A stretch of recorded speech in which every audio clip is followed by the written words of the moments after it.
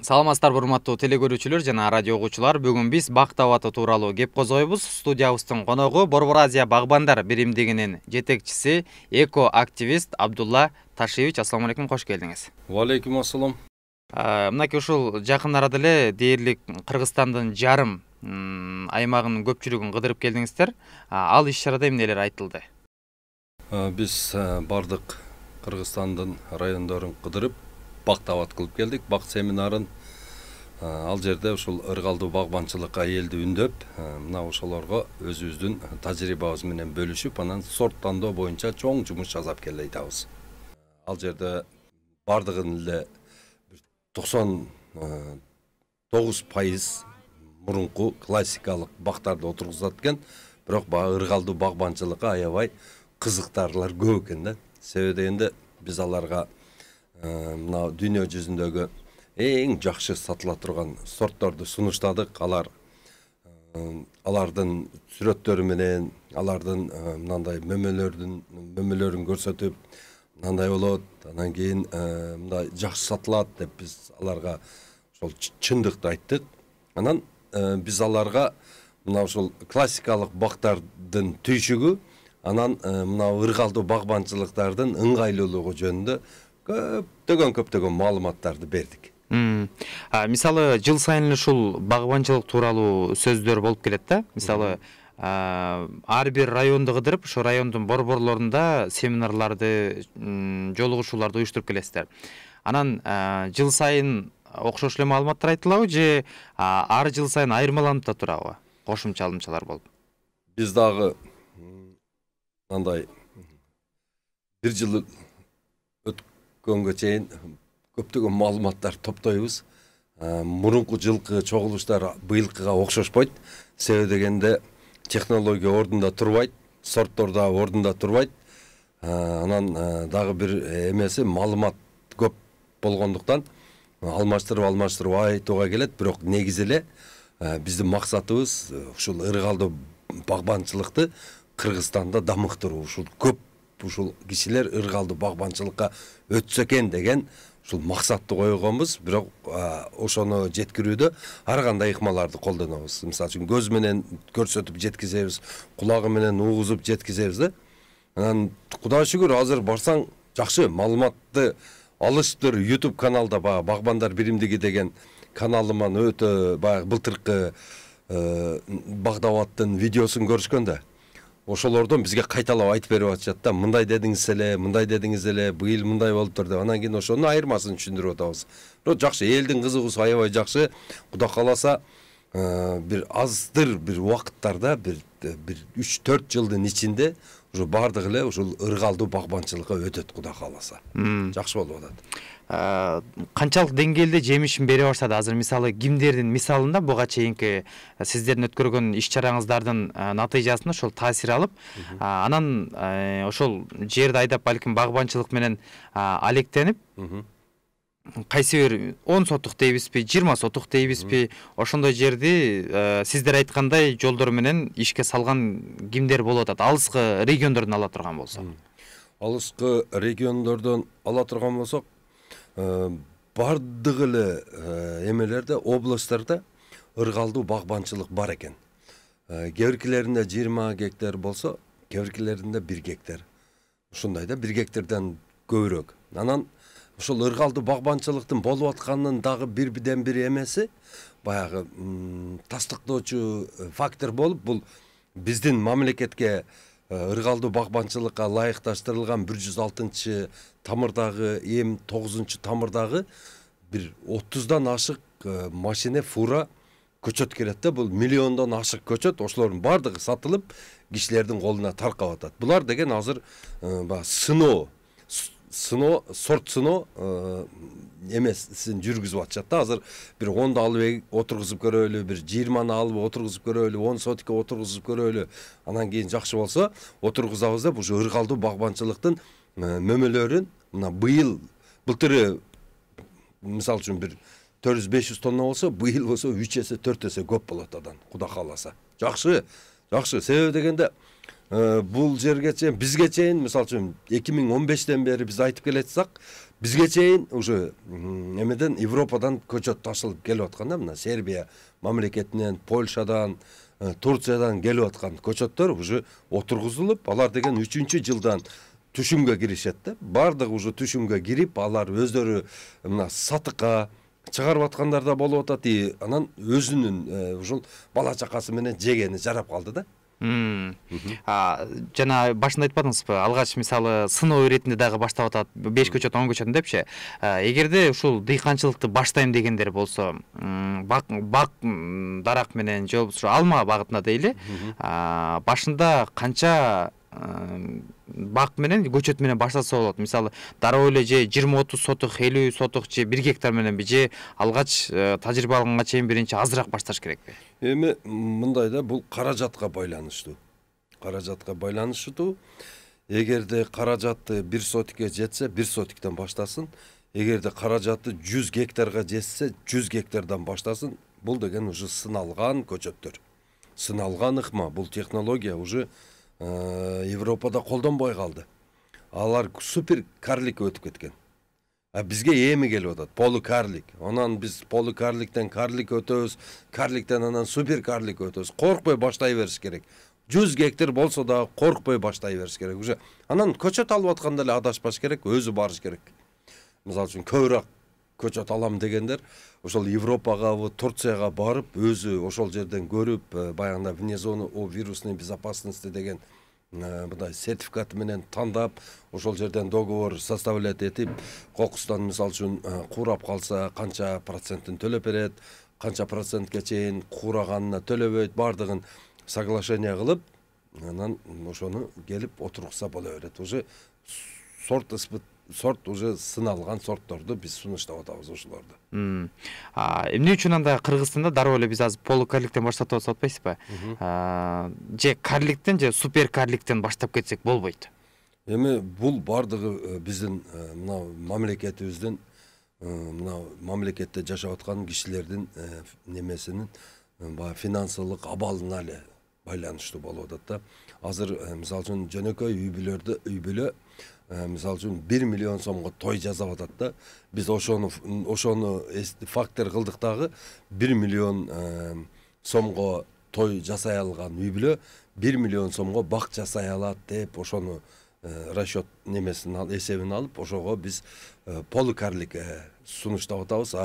Карлик үчүн эң эле аз дегенде уже $35,000 керек да.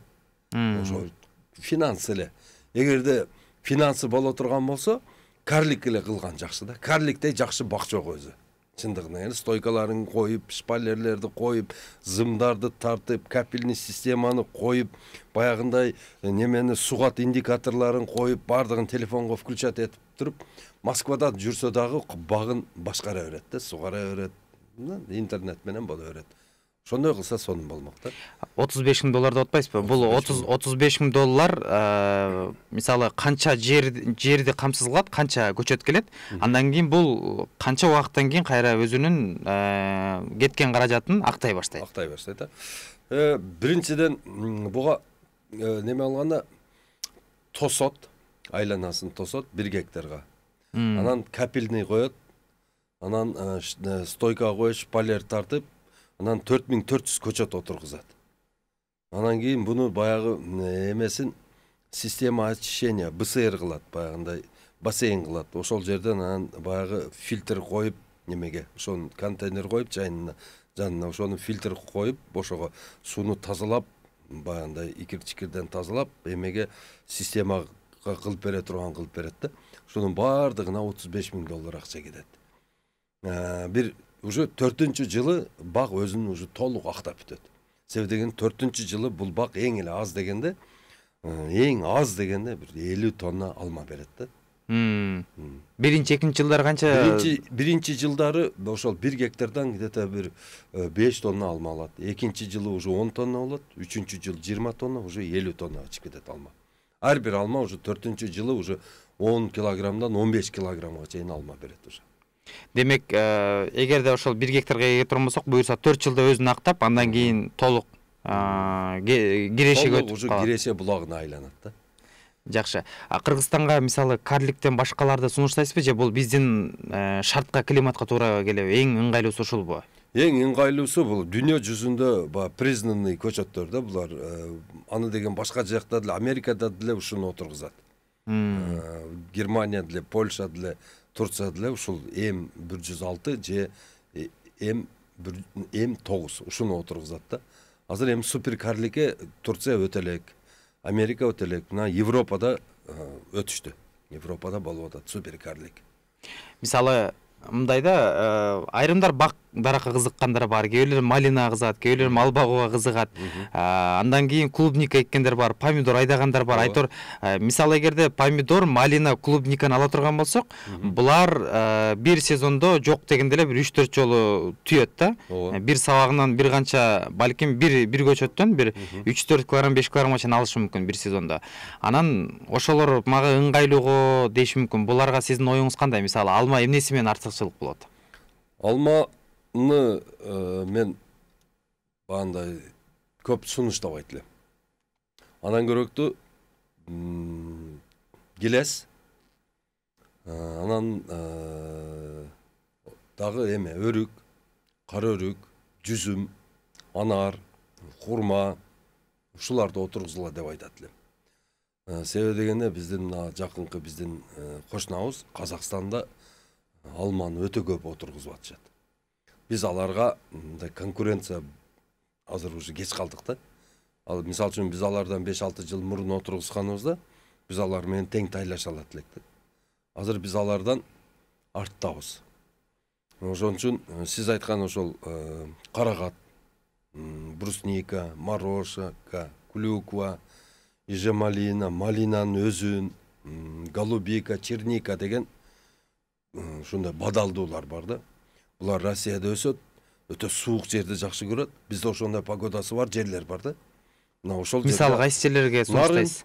Нарын облусунун бардык райондоруна. Ооба. Ушул мен айткан 10 бадалдууну отургузса болот.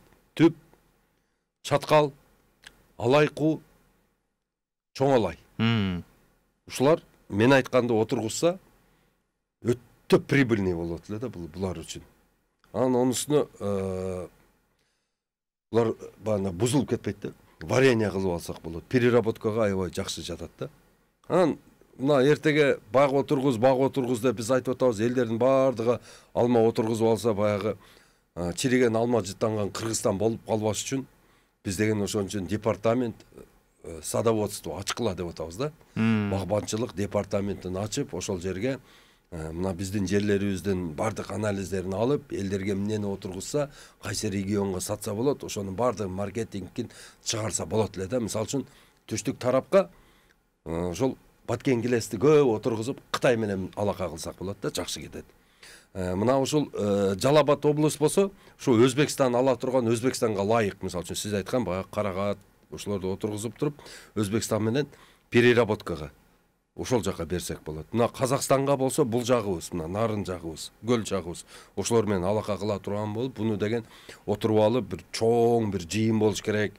Айылдарда биз барып азыр өткөзүп атабыз го, ушундай эмелер, семинарлар көп болуп, ушуларга элдерге түшүнүш керек, эмнени отургузса болот, эмнени отургузса болбойт. Мисалы үчүн биз Талас облусунда болдук. Талас облусту кара өрүк аябай жакшы экен да. Мына кара өрүк дээрлик бардык 1 метр жер койбой, кара өрүк отургузуп туруп, ошол жерге сушильный аппараттарды коюп, буну кургатып, джем кылып, буну деген повидло кылып, ушундай укмуш иштетсе болот да буну.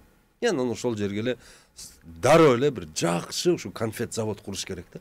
Ушундай объем менен, ушул полный Казакстан, Өзбекстан, Россияны ушул чернослив в шоколаде деген конфет менен обеспечтеп. Аны деген 1 килограммы эң арзан болду ушундай мындай бракованный, кебетеси келишкен конфет 700 рубль да.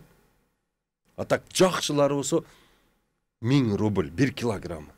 Бир кичинекей 200 граммдык салынган, мындай коробкага салынган чернослив в шоколаде 250-300 рубль да. Шунчалык кымбат.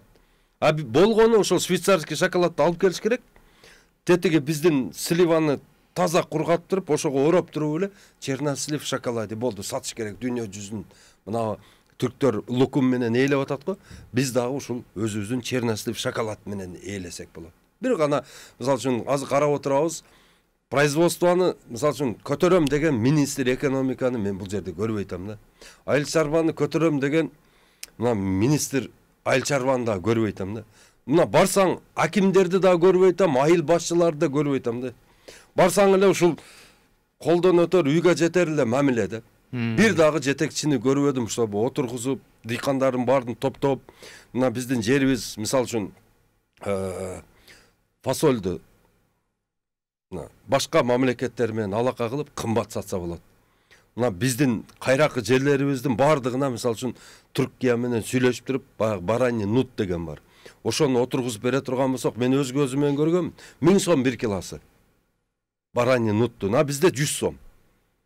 Түркия буну биз баягында нан жегендей жейт бул. Лоя, соя, маш, ушулардын бардыгын. Бизде рынок турат.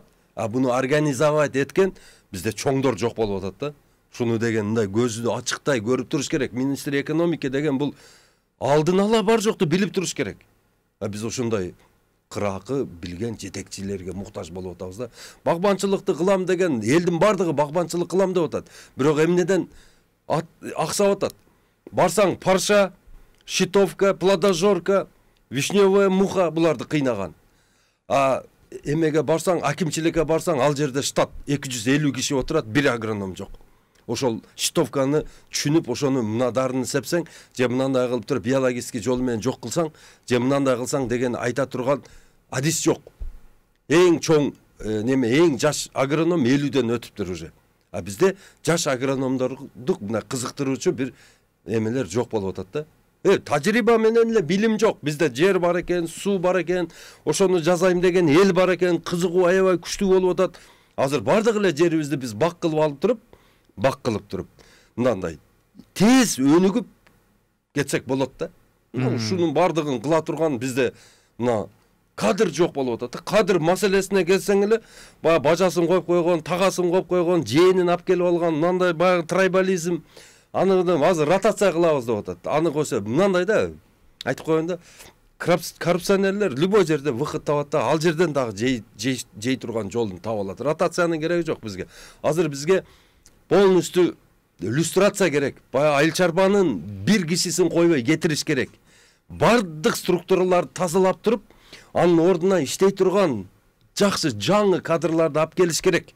Ал жерде бир саясат жүргүзө турган бир механизм керек болуп атат да. Ошону саясатты жүргүзө турган бир мындай бир машина керек болуп атат да. Элдин бардыгы эле иштеп тез мынтип дамыгып, байып, мисалы үчүн путубузга туруп кете турган уже предпосылдары келип калды.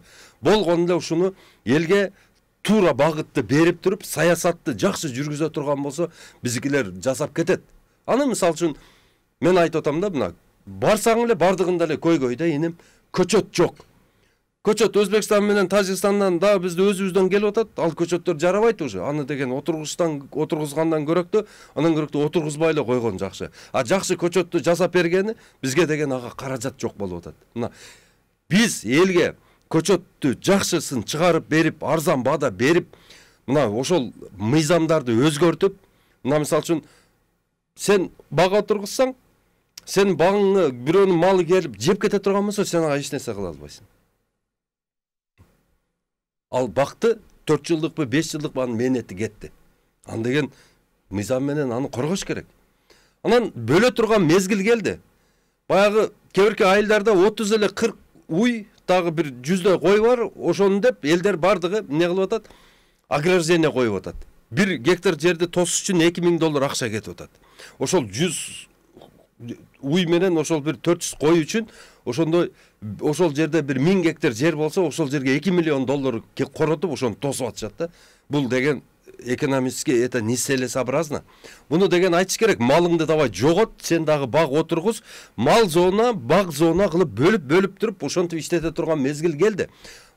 Малды мисалы үчүн сен бакканың менен сен аны базарга алып барып сатасың, өзүң деле барып туруп ошол мяснойдон же касапканадан эт алып жейсиң, сен өзүң малыңы чанда эле бир союп жебесең. Калган малда базарда мал бар, барып сатып алып, союп алып келип жесең боло берет. Бирок башка бирөөлөрдү мындай акчасын аяш керек да. министр экономика ушуну сунуш берип туруп ушуну киргизиш керек. Мал зона, малдарды кармай турган жайды бөлүп, бак кыла турган жайларды уже бөлүш керек болуп калды. Мына кичинекей эле ошол эчкини деп, бирөөнүн бир 50 эчкиси бар, ошону деп, ошол жерде 400 гектар жер болсо, ошону тосушка туура келип атат да. Мына ушундай мыйзамдарды алмаштырып, ушул багбандарга мындай жардам берүү жактарында караш керек да. Мен бардым, элдин көзү күйүп турат. Иштейм деп жүрөктөрү жалындап турат, бирок кантип баштасын билбейт да. Сапаттуу көчөткө аябай муктаж. Ушул агрономдордун кеңешине аябай муктаж. Агрономдор, Союздун агрономдору азыркы биз жаңы чыккан, башка жактан келген илдеттер менен жана зыянкечтер менен күрөшө албай атышат да. Вот ушул чоң көйгөй экен багбандар үчүн. Түшүнүктүү. Демек Кыргызстан өзү агрономдук мындай өлкө болгондуктан агрардык айыл чарба багыты менен гана экономиканы көтөрүп кеткенге толук мүмкүнчүлүгүбүз бар. Ага болгону бир система түзүп ошону ишке киргизиш керек деген нерсени айткыңыз келип атат, Бул жакта бир канча суроолор келди, бирок ошолордун арасынан жетишпей да калдым. Сизди колдойбуз деп ыраазычылык билдиргендери бар. Биогумус боюнча айтып бериңизчи деген суроо келиптир. Биогумус бул ошол бизде азыр эки сөлжан багылып атат, ошол постсоветский страндо. Бирөөсү старатель, бирөөсү калифорниец. На Кыргызстанда көбүнчө эле калифорниец багылып атат. Мен старатель көргөн жокмун. Бардыгында эле калифорниецтер, бирөө экөө тең жакшы сөлжан болуп эсептелет, экөө тең гибрид. Биздин баягындай өзүбүздүн местный сөлжандар жерде жашаса, булар болсо ушул малдын кыгында, таштандыларда жашаганы ыңгайлашкан экен, органикалык таштандыларда. Анан булардын жашоо убактысы 13 жыл жашайт экен. 13 жылдын ичинде булар көптөгөн миллиондогон потомство берет да, бала берет экен. Анан кийин 1 килограмм сөлжан бир күндө 1 килограмм ошол таштандыны же болбосо ошол кыкты эме кылып, өзүнөн өткөрүп 600 грамм биогумус берет. Бул деген дүйнө жүзүндөгү эң таза, эң органикалык жер семиткич болуп эсептелет. Мен бунун бардык элге бак кыла деп айтар элем. Эгерде кимге керек болсо, мага ошол Абдулла Ташиевич деп Фейсбукка кирсин, же болбосо 0550 20 007 менин номерим, WhatsApp'тан жазсын, мен бардыгына үйрөтөмүн.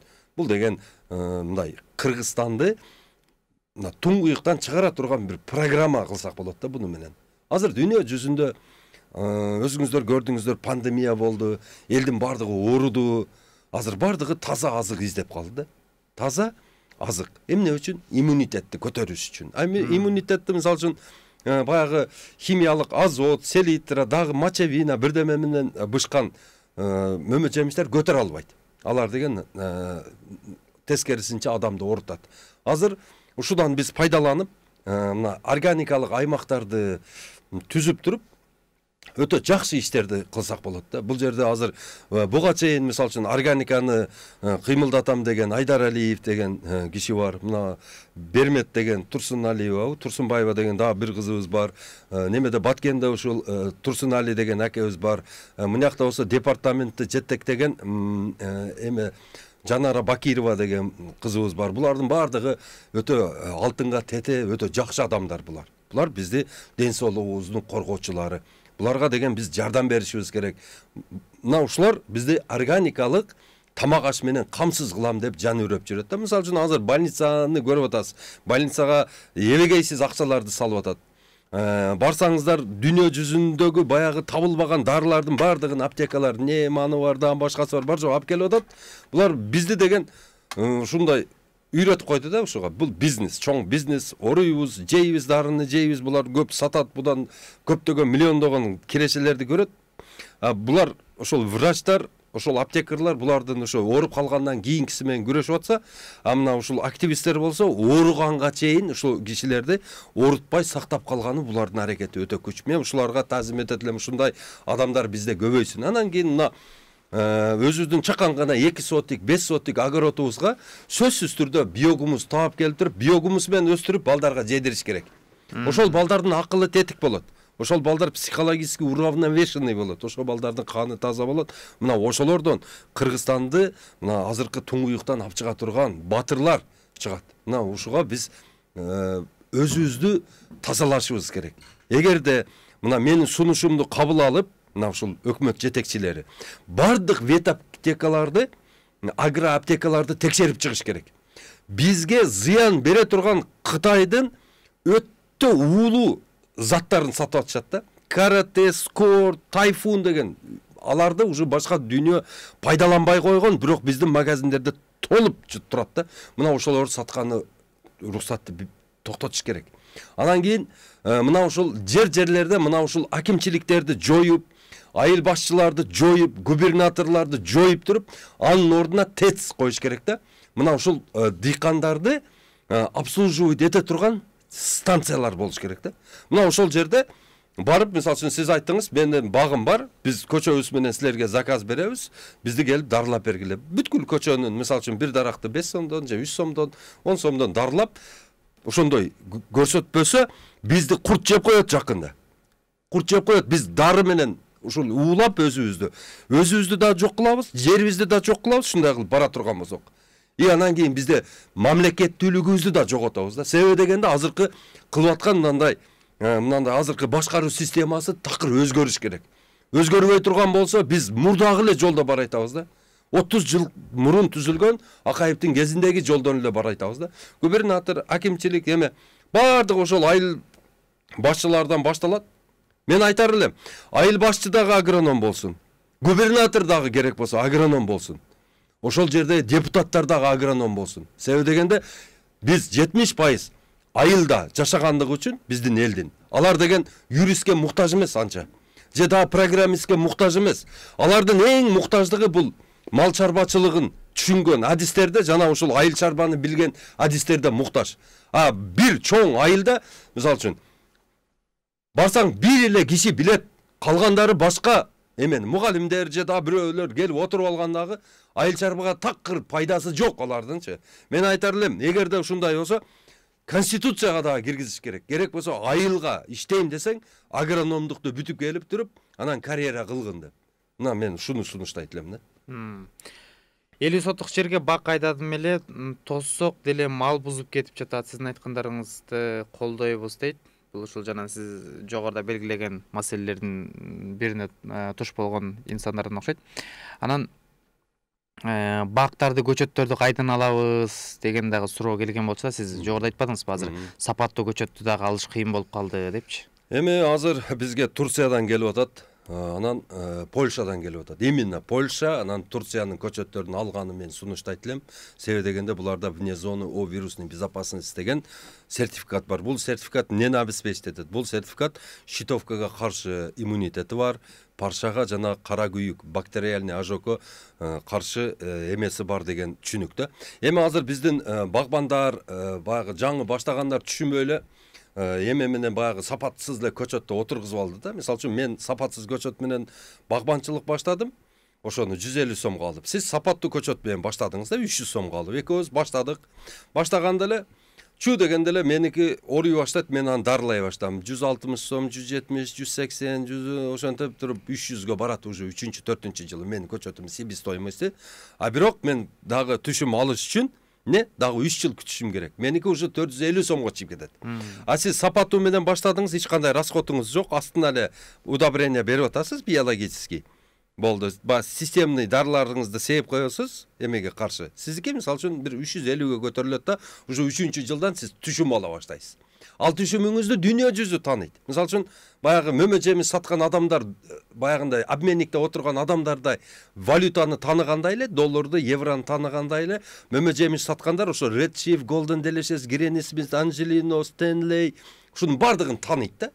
Алар сизден сразу сатып алат. Менин отургузган Асан эке менен Үсөн эке чайканада отургузуп, эки бутакты бириктирип улап берип койгон көчөтү менен мен мына Кыргызстандан же Казакстандан ары бара албайм. Себеби дегенде менде же сертификат жок, же сата албайм. Ошентип апарган кишилер айтып берет да мага. Москвада биз барабыз дейт. Биринчи Европадан келген КАМАЗдар турат, аркасынан Азербайжан, Армения, акырына бар Тажикстан, анан кийин биз турабыз дейт да. Биздин алмалар в развалку эле турат дейт. Кызылы, сарысы бар. Киргизский яблоки деп эле жазып койгонбуз болду дейт. 50 сомдон ашпайт баасы дейт. Тигилердин баасы ошол эле убакта редшифтер голден делешестер 90 рубль, 95 рубль, 110 рубльден оптум кетип аткан маалда биздин ошол эле мээнет кеткен, ошондой эле баягындай азык кеткен, ошондой эле расход менен болгон алмаларыбыз 50 рубльден сатылат да. Ошон үчүн мен айтар элем, туугандарым, сапаттуу көчөт менен баштаңыздар, жакшы сатасыздар, көңүлүңөр ачык болот, жакшы акча болот, экономикалык өсүш болот силерде, нерв болбойсуңар, кыйналбайсыздар, сугарыш оңой, бuna буташ оңой буларды, үстүнөн мөмөсүн терип алыш оңой, бардыгын айтып атам да. Куда каласа эл уже түшүнүп калды. Анан мына айтар эле, мына ушул министр экономики, ошол министр айыл чарба министри бардыгы эле ушул баягы бир иш билермендарды мен менен ушул байланышка чакырат элем да. Прямой өзүм менен иштегиле. Мен айткандарды бир айдан кийин КТРден көзөртүп атасыңар. Прямой эле өзүм менен иштегиле. Мен өзүмдүн акылымды айтып беремин. Мына Урмат Бартабасовду чакыргыла. Биз колдон келишинче экөөбүз бир кабинетте отуруп алып силерге болгон акылыбызды айтабыз. Кудайга шүгүр, Алла Таала ушундай көз ачыктай кылып бир немени берип коюптур. Мен мисалы үчүн бу малга чейин 5 жыл мурун мен баг өсүрүү жөнүндө вообще маалыматым жок эле. Мына окудум, билдим, мына 5 жылдын ичинде ушундай уровеньге жеттим. Кудайга шүгүр. Азыр бардык эле жерге барсак көзүм жетет. Мына мисалы үчүн чоң губернаторство болобу, бир районбу же бир немеби, ошол жерге мен өзүмдүн сунушумду берип, ошол жерде экономикасына бир салым кошушка көзүм жетип турат да. Мына ошону чакырат элем. Ошол министр экономика менен ошол айрыкча министр ошол айыл чарбаны айтат элем. Сүйлөшөлү, иштейли биргелешип. Жакшы. Көчөт айдагым Сербияныкын эт. 2 жылдан кийин эле куурап калды. Кандай көчөт айдаш керек дейт? Мен айтар элем, дагы бир жолу басып айтып кетейин. Туугандар, эгерде көчөттүн вне зоны о вирусной безопасности деген сертификаты болбосо, куту ушундай окуялар кайталана берет. Себеби дегенде ал жерде щитовкага, паршага иммунитет жок да буларда. Келет аны парша менен щитовка бууп өлтүрүп коет. Же кара күйүк. Азыр бардык эле жерде алмурут ооруп атат. Бардык эле жерде кара өрүк ооруп атат. Дээрлик Кыргызстан боюнча бардык дарактарыбыз ооруп атат. Мына өзүбүздүн борбордогу мына баягы дуптарыбыздан бери эле ооруп атат. Көрүп атасыңар, ошол усач деген бир каракчы түшүп алган, ошону жеп атат. Аны да мен айтып атам, ошол усачка өзүнүн убагында энтомофаг койгула, энтомофаг койсоңор усачтын личинкасын жеп коет, кутулабыз десем, укпай атат ошону Зеленхозчу. Айтып атам, решение есть, но баягы бюрократический проволочкалар менен, мисалы үчүн тосуп койгон, мен бакырганым аяка жетпей атат да. Тегиле мен айткандарым ушу Фейсбукта эле калып кетип атат. Надеюсь, Куда кааласа ошолордун дилин ачар, иншалла. Биздин керегибиз тийип калар ошолорго. Ооба, буйрса. Чоңдор депутат болсо эле келишпей калат. Сиздин кыдырган максатыңыз эмнеде дейт? Биздин кыдырган максатыбыз Кыргызстанды ушул жашыл экономикасы бар бакубат мамлекетке айландырыш. Менде толгон токой возможность болду, депутат болуп, башка болуп алып, тигине мына өзүм окатым кылып кетерим. Бирок меники максат ол эмес. Меники максат бөлөк. Меники максат бөлөк, иншалла. Кудай кааласа, көрөсүздөр, ушу ден соолук болуп турса, али силерге көп мындай өзүм жардамдарым берем. Кудай колдосын, иншалла. Ооба, буйрса. Сизден биогом салайын дегем, кандай байланышсак болот дейт? Бир кайталап 0550 20 0007 мен номерим дайыма иштейт. Көбүнчө суранамын WhatsApp'тан эле голосовой же жазып койсо, ошол мага ыңгайлуу да. Ар бир киши менен бир күндө 400-500 звонок болот. Кулагым уже жакшы укпайт. Ооруп калды ушу. Түшүнүктүү. Мисалы, жана айтпадыңызбы, Чүй менен Көл Нарын тарапка Казакстанга ыңгайлуу чыга тургандай. Ал эми Жалал Абад тарапка Өзбекстанга чыга тургандай, алардын базарында көбүрөөк сатыла тургандай жер жемиштерди, мөмө жемиштерди эгишибиз керек деп. Анан биз аларга канткенде конкуренция боло алабыз. Эмнебиз менен биздики артыкчылыктуу. Мисалы, Өзбекстандагы өтө дыйканчылыкты аябай өнүккөн мамлекеттердин катарында да. Туура. Өздөрү дагы ушул нерселер менен алек болушат.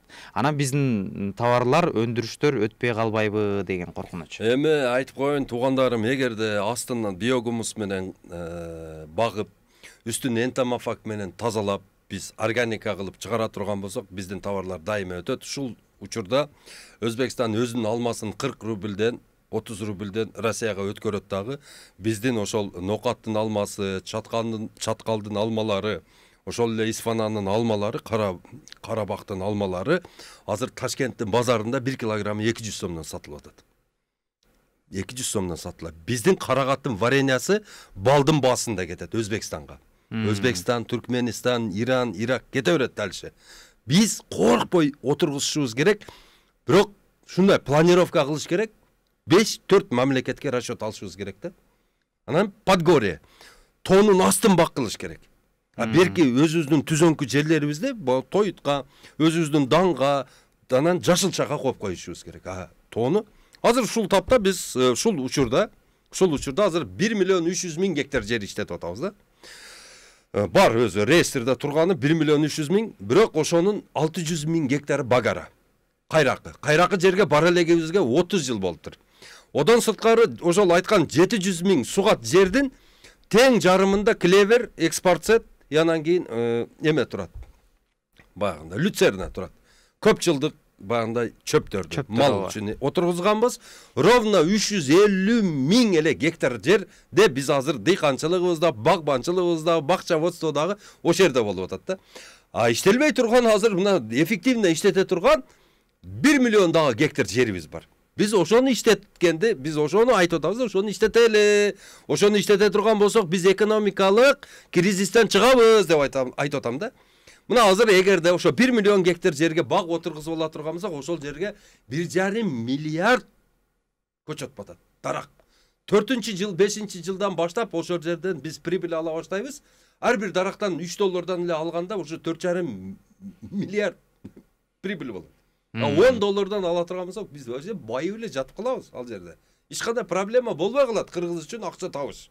Мына ошого биздин жетекчилерибиз ошого шарт түзүп бериш керек да. Мен суранып атам, $35 миллион 7 питомник коюп бергиле, дүйнө жүзүндөгү эң сапаттуу көчөт чыгара турган. $30 миллион 100 буровой алып бергиле, суу чыкпаган жерди калтырбай суга кылайлы бар жокту. Бул коркунуч жок. Өзбекстанда мисалы үчүн бурут эте берсең, жер чөгүп кетет. Биздики мындай косой турат. Biz kança burut etsek bizge tasir vermeydi. Korkmuş gerek. Kaza verişimiz gerek kança olsa. Kore'de vertikaline 5000 metre kaza turgan burovoy uстановкалар var. Mına oşolardı ap gelip işletişimiz gerek. Adan sırtkarı mına tündükte tüştükte 12 oşol Soyuzun mezgilde заложенный mına bıçkadan 2-3 kelgen Еврикler 4 kelgen kanallar var. Nemesi planı var. Oşolardı da kansa daverşat etip kazıp durup. Бардык жерлерибизди сугат кылып алып туруп, анан адан сырткары дагы бизде 100 миң агроном окутушубуз керек болуп атат да, бир 5 жылдын ичинде. Пока алмаларыбыз өзүнө келген 5 жылдын ичинде ошо алмаларды обслуживать этет ошолор. Мына $200 миллион болсо биз туруктуу өнүгүү жолуна чыгабыз да. Бая акелерим айтып атат го, бизге 18 миллиард керек, же 5 миллиард керек, 4 миллиард жок, $200 миллион менен биз туруктуу өнүгүү жолуна чыгабыз. Ушуну угуш керек. Биздин жетекчилерибиз суранам. Мына канчасы келип атат, акчасын көтөрүп мен инвестор болом дегенде мындай ушул жак бизге буруп бериш керек ушуну. Департамент садоводствону ачып, ошол жерде мамлекет менен биргелешип туруп, бир проект кылып туруп, ушул иштерди ишке ашыра турган болсок, ошондо баягы деградация болгон дагы 1 миллион 300 миң гектар жерибиз бар, жайыт болуп жазылып калган. Аларга ал жерге бир эчки тойбойт. Аларды мисалы үчүн 10 түрлүү чөп чыга турган болсо, ошо 2 эле түрүн жесе болот. Калганы ачык чөптөр, аны мал жей албайт. Жөн эле жатат, үкчөйүп, өсүп. Мына ошол жерлерге дагы суу чыгарып, буровойдун күчү менен суу чыгарып туруп, ошол жерлерди да бак кылып алсак болот. Андай кыла турган болсок, биз вообще эч ким эч жакка чыкпай калат. Бардыгыбыз алма өрүк терип эле, каракат терип эле бардыгыбыз иштеп калабыз. Ошондо 6 миллион киши уже авангард иштешке туура келип калат. Саясат, Facebook эч нерсеге убакыт калбайт. Себеби дегенде бардыгыбыз иштейбиз, какак кылабыз, кургатабыз, жем кылабыз, заводдор өзүнөн өзү иштейт. Ошентип дамыгып кетебиз. Мына ушуну айтып атам да, ушуну колдош керек биздин мамлекеттин жетекчилери, ушуну ойлонуш керек. Ушул ишти бүтүрөлүчү деп мен суранып атам ушуларданчы. Баягы көп деле акча эмес, мисалы үчүн мамлекеттин эмесине караганда көп деле акча эмес бул. Бирок ушуну жасап ала турган болсок, биз кризистен чыгып кетебиз. Туруктуу өнүгүү жолуна чыгабыз. Биздин эркектерибиз намыстуу болот. Биздин кыздарыбыз иштемчил болот. Бардык насил, бардык философия, бардык ордуна түшөт эле. Мына ушул жөнүндө айтып атам да. Түшүнүктүү. ИСО деген дарыга түшүнүгүңүз кандай дейт? ИСО дары бул алтын күкүрт менен анан кийин баягындай акиташ менен жасалат. Бул да химияга кирет. Буну колдонбош керек. Анан көрөктө энтомофаг бар. энтомология илими бар, ошо курт комурскалардын илими. Ошол жерде Жанара Бакирова, Индира Эменбаева деген биздин ошол департаменттин баягындай жетекчилери бар. Оштуку Индира, Бишкек ошо общий ошол департаменттин жетекчиси Жанара. Ошолорду табыңыздар, ошолордун контакттарын табыңыздар. Телеграм группа бар. 15.000 багбаны менен. Ошол жерге кирсеңиздер, ушул кишилер ошол жакта. Ошолордон сурагыла. Ошо энтомология илиминен бизге пайдалуу чымындарды бөлүп энтомофаг кылып чыгарып койгон. Мына Кыргызстанда амбилисеус бар, афилинус бар, трихограмма бар, габрабракен дегени бар и златоглазка дегени бар да. Мына ушул 5 энтомофаг бизге билинген жана билинбеген 800дөн ашык биздин зыянкечтер менен күрөшө алат. Ошонун жумурткасын жейт, ошонун личинкасын жейт. Мына ушундай энтомофаг менен күрөшкүлө. Ал ИСО деген бул уу да. Аны мисалы үчүн химиялык. Берке ушул департамент органического хозяйства чыгарган эки эмеси бар, препараты бар, биолигнин менен триходермин деген. Ошону даже ичсе болот киши.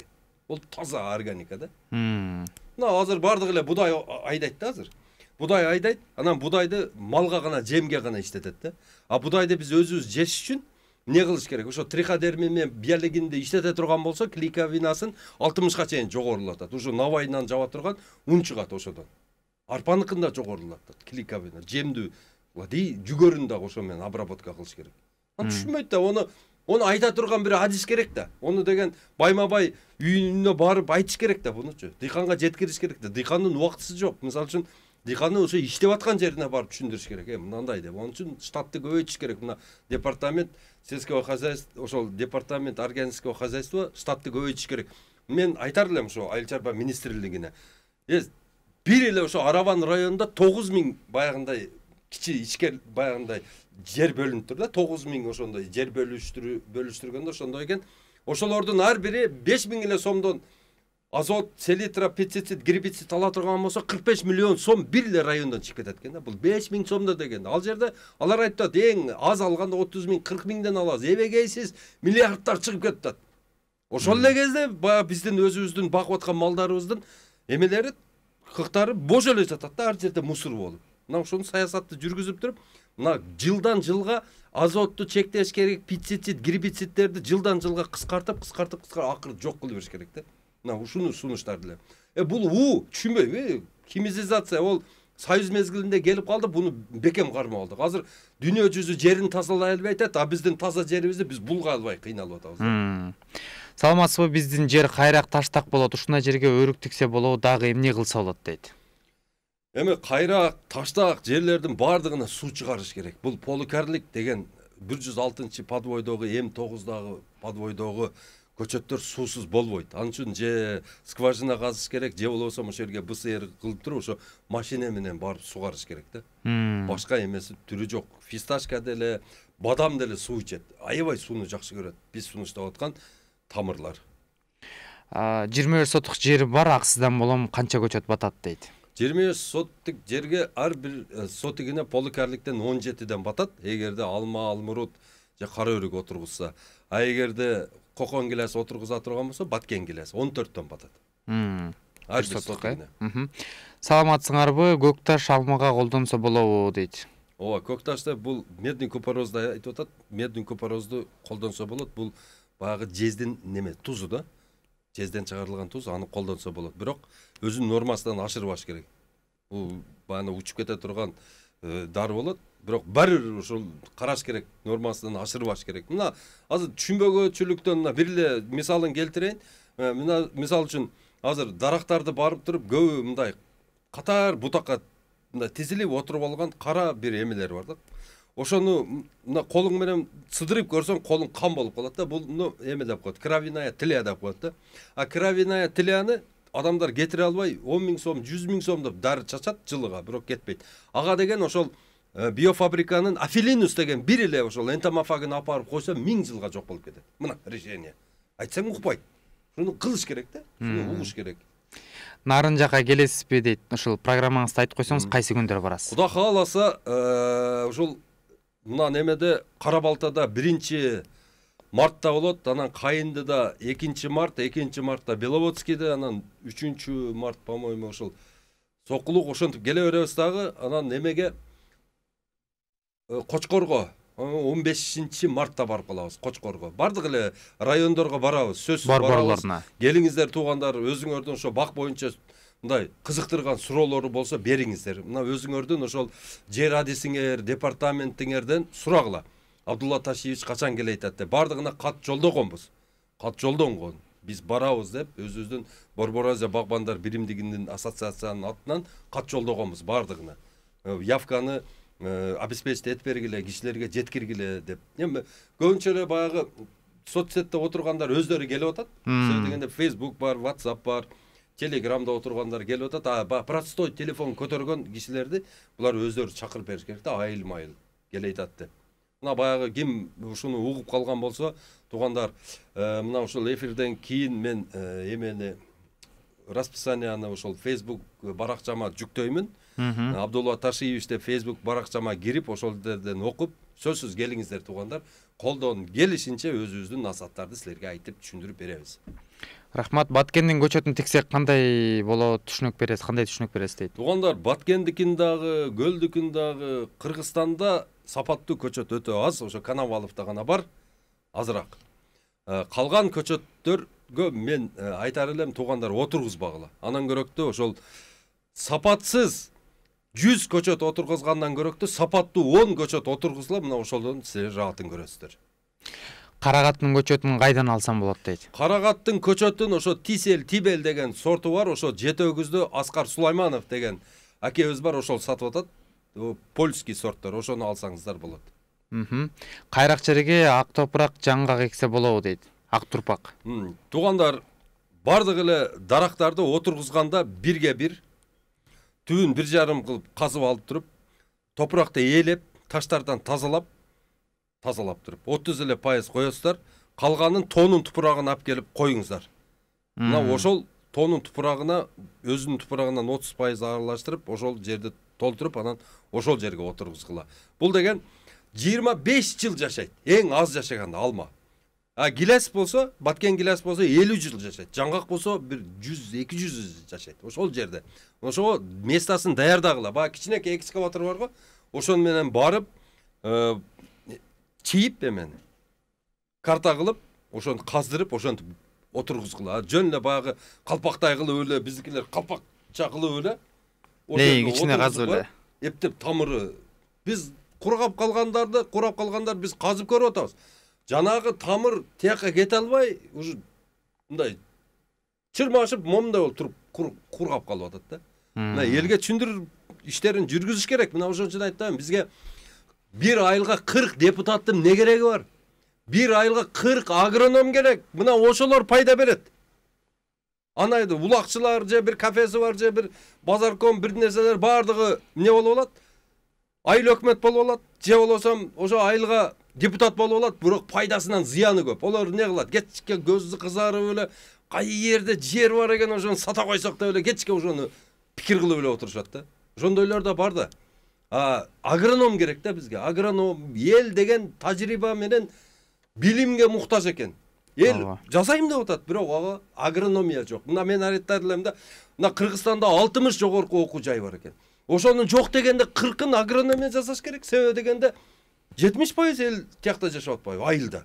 Бизге агрономдор керек. Бирөөсү помидорду билсин, бирөөсү капустаны датал ушунчалык жакшы билсин, бирөөсү гилести билсин, бирөөсү шавдалыны билсин, бирөөсү болсо бир даракты билсин. Ошондой бөлүп окутуш керек. Бизде Скрябинада болсо бардыгын бир эле окутуп коет да. Бардыгын. Спец агроном. Бар жокту билет, бирок ошол эле кезде бар жокту окуган, бирок ошол эле кезде эч нерсе билбейт. Сокулук районуна келбейсизби? Бизде малина көп дейт. Барабыз, Сокулукка барабыз. 3 мартта Сокулукта болобуз. 4 мартта. Ассаламу алейкум. Алма сепсек аралыгын канча кылып себиш керек дейт. Полукарликтердин бардыгы гилестен башкасы 2-ге 3 болот. Көчөттүн ортосу 2 метр. Трактор жүрө турган жери 3 болот. Карагат айдайын деп аткам, кандай кеңеш бересиз дейт. Карагатты 1 гектарга 12 000 көчөт отургузуш керек. Бирөөсү 100 сомдон. 1 миллион 200 000 сом кетет. 3-чү жылдан жакшы түшүм берип баштайт. Бир эле эмеде, бир эле сезондо 20 тонна берет. 1 эле доллардан сатканда 20 000 доллар болот. 3-чү жылы уже абсолютно таптазалуу акталып чыгат. Мына нарын, чаткал, түп, чоң алай, алайкуу ушул жактарга мен суу кара карагаттын деле эң жакшы польский сортторун алып келип отургуза бергиле, акчанын түбүндө каласыздар. 5 сотик, 10 сотик, 20 сотик, 1 гектар, 100 гектар кылып отургуза бериңиздер. Дүйнө жүзү азыр карагатка муктаж мал. Себеби дегенде карагат бул деген баягы пандемиядагы биз ооруган ковид барбы? Ошонун жок кылат экен да. Мына 250 сом болду былтыры баасы. Таппай калышты, жок. 1 литр, 1 килограммы. Бышпаганы. Ассаламу алейкум, ака кандайсың? Алмага исо дарыны кантип кайната түшүндүрүп кетиңизчи дейт. ИСО дарыны кайнатпагыла. Бул химия туугандар. ИСОну колдонбоңуздар. Кокон гилес эге албай жатабыз, эксе келе соолуп калып жатат. Буну эмне кылыш керек? Айтып койгулачы сураныш дейт. Мындайда кокон гилести азыр биздикилер көбүнчө мурдагылар Могилевка деген дагы бир ошондой вишнянын бир сортуна улаган. Могилевка 2 түргө бөлүнөт да. Сулуу жердин Могилевкасы жана курук жердин Могилевкасы. Булар азыр курук жердин Могилевкасын алып келген дагы отургузуп, булар былчылдатып сугара берген да. Ошон үчүн куурап кала берет. Азыр Могилевка эмес, азыр жаңы тамырлар чыкты, ВСЛ деген, Максима деген тамырлар чыкты. Мен ошо дерлик бардыгы эле ушул багбанчылык кылам деген эле адамдарга айтамын, окугула. Сөзсүз окуш керек. Себеби дегенде 1 гектарга 10 000 доллар акча жумшайсыңар. Ошон үчүн банкрот болуп калбаш үчүн окуш керек. Жакшы окусаңыздар, бул жигитке айтар элем, сапаттуу көчөт менен башта. Кокон гилес отургузасыңбы, шавдалыбы, бар жокту сапаттуу кылып отургузгун. Сапаттуу. Анан мында нектарин деген аябай мода болуп атат. Нектарин. Нектарин мисалы үчүн эмеде Казакстанда жакшы болбойт. Бизде сонун болот. Ошо нектарин деген бул жыңалас шапталы деп коет. 2-чи жыл түшүнгө кирет. Бардык адамдарга ушул жери барлар болсо, пока планировка кылгычайын, бир чоңураак эме жасагычайын шапталы эккени сунуштайт элем да. Бул жылуу жактарга. Жылуу жактарга эмес, мына биздин өзүбүздүн мына чүйдө, демеде бардык эле жерде боло берет. Нарын, түп, чаткал, чоңалай, алайкуудан башка жерге. Шавдалы, нектарин. Жакшы сатылат экен. Саламатсызбы? Алманын түрү көп го. Кайсыл түрүн эксек жакшы жана кайсыл жактан келген алма көчөтү эгиш керек дейт. Алманын түрүнөн азыр Борбор Азия багбандар биримдиги сорт тандоо жүргүзгөнбүз. Биз ошо кышкы алма деп Golden Delicious, Granny Smith, Red Chief, Pink Lady, Crispink 5 зимний алма, анан 2 летний. Эрли Женева мен Галамас. Эрли Женева, Галамас летний алма болуп эсептелет. Булар дүйнө жүзүндө алма уже калбай калганда, холодильниктерде дагы түгөнгөндө июндун 15-нен баштап бышат. Августтун аягына чейин мындай бышып келе берет да. Лейлекте мисалы үчүн июндун 15-инде бышса, барып туруп мына биздин Токтогулда июлдун 15-инде бышып калат да. Бунун баасы 65 сом оптум тапшырдык былтыры. Базарда баасы 100 сомдон түшпөйт. Өзү да кып-кызыл алма тияктан чакырып турат өзүн. Анан сертифицированный. Анан дагы жакшы жери буларды кышка сактаса болот. Кокус өтпөй кала турабыз, холодильникке салып таштайбыз. Ассаламу алейкум, апорт алма бушайын дегенде чирип кетип атат. Эмне кылыш керек дейт? Бул ору, илдет бул. Илдет, буну дарылаш керек. Буну агроном чакырып, ошодо карасынан, ошо чирип аткан алмадан бар жоонан анализ алат дагы, анан кийин буга өзүнүн дарысын дайындап берет. Ошол дары менен дарылаш керек. Ассаламу алейкум, Малинага тооктун кыгын төксө болобу дейт. Малинага тооктун кыгын төксө болот, бирок аз өлчөмдө өзүнүн өлчөмүн билиш керек. Күйгүзүп бериши мүмкүн, күйүп кетиши ыктымал да, тамырга таасир берет. Бул кислота эле болот да. Анан кийин көбүнчө эле ошол биз сунуштайт элек, буну ачтып анан кийин куйганда эффект жакшы болот экен да. Учуп кетет экен зыяндуу заттары. Өзгөн шаарына кандай мөмө жемиш эксек болот жана өтүмдүүсү кайсыл дейт? Өзгөнгө слива. Ошол фуркаттан баштап, фуркат оштон чыкканда фуркаттан баштап, ана кызылга чейин бизге слива аябай жакшы болот. Сливанын Стенлей, Анжелино, анан Венгерке деген 3 сортун отургуш керек. Эң жакшы болот, сон сатылат. Түшүнүктүү. Программабыз дагы аягына келип калды. Бүгүн эң кызыктуу жакшы темада сүйлөшсүк деп ойлойм. Буюрса мындан кийин дагы чакырып ой бөлүштүрүүгө аракет кылабыз. Терең ыраазычылык билдиребиз.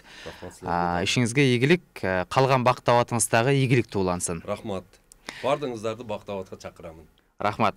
Ал эми урматтуу телекөрүүчүлөр, ушуну менен биз бүгүнкү түз эфирибизди жыйынтыктайбыз. Кудайым насип кылса, Насихат радиосу жана ошондой эле Марва телеканалынан атайын ушул агрардык багытта көчүрмөн программасындагы сиздер үчүн сунуш жасап турууга аракет кылабыз.